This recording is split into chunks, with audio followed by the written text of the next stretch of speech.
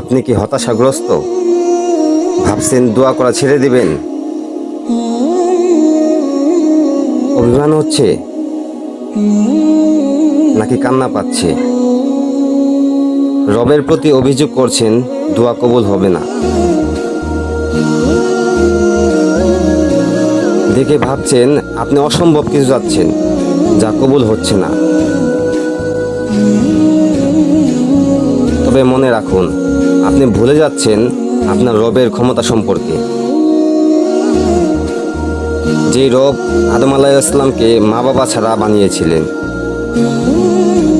যে আল্লাহ মুসা আলাইহিস সালামকে তার শত্রুর ঘরে বড় করেছিলেন, যে আল্লাহ মরিয়ম আলাইহিস সালামকে স্বামী ছাড়া সন্তান দিয়েছিলেন, সে আল্লাহ আরো কত কত অসম্ভবকে সম্ভব করলেন। সে আল্লাহ আপনার দোয়া কবুল করতে পারবেন না? ভুলে যাবেন না, আরশের মালিক আপনার রব। তার কাছে অসম্ভব বলে কিছুই নেই।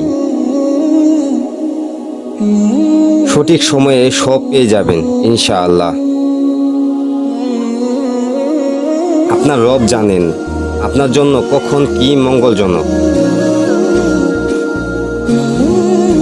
থেমে যাবেন না, হতাশা হবেন না, দোয়া করতেই থাকুন। ওয়াল্লাহি শেষ হাসিটা আপনি হাসবেন ইনশাআল্লাহ।